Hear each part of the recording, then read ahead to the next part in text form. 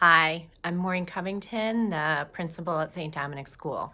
Father Tom and I thought it would be helpful to our parishioners to understand the reasoning behind our recent decision to offer in-person school this fall. So I wanted to give you an overview of the process that took place and that planning. Back in June, we put together a task force for school reopening that included teachers, a technology coordinator, a doctor, social worker, and the school custodian, and of course, Father Tom.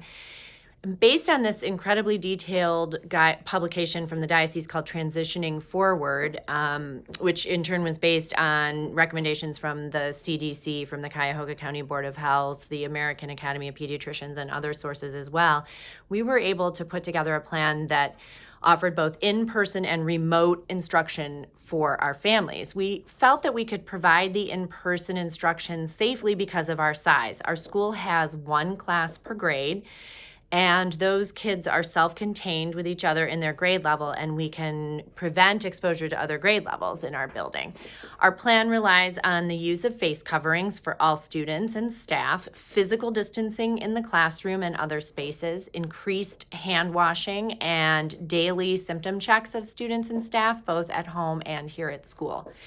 In addition, Father Tom generously purchased plexiglass partitions to be used all around the school building to add an additional layer of safety and mitigation. We developed detailed exposure plans and protocols that mirror what hospitals and workplaces are using.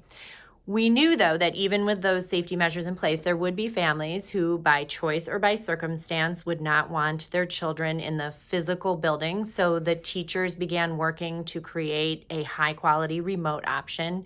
We will have cameras in the classroom for live lessons, but we are also making sure to limit the amount of screen time that students have each day.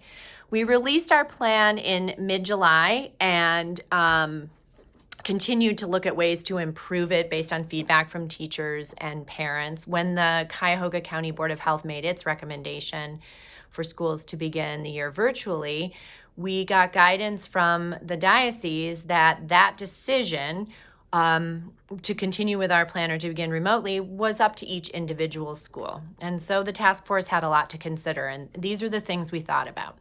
First, we knew there was a desire for in-person schooling from our parent population. At that point, 88% of our families had opted for in-person instruction.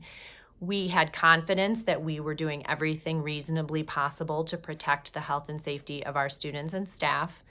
We recognize that we are offering a viable remote option for families to choose if desired.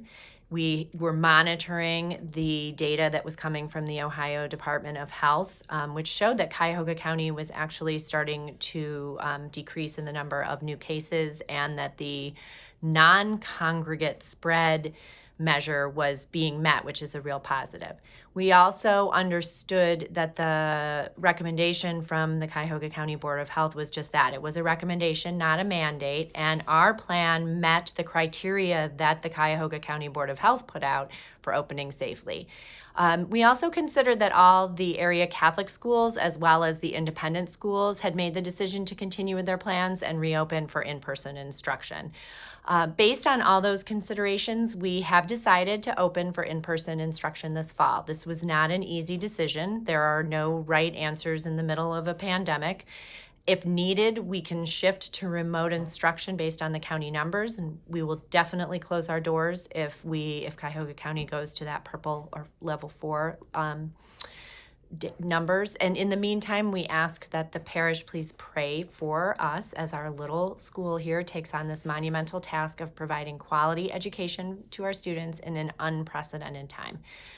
Pray especially for our teachers, who will in many ways feel like first-year teachers as they make changes to not just their teaching methods, but have to handle different spaces in which they're teaching. You can always reach out to me if you have any questions. You can contact me by phone at the school or by email. Both of those can be found on the school website. And I thank you for your time and hope this helped clarify our decision. Thank you.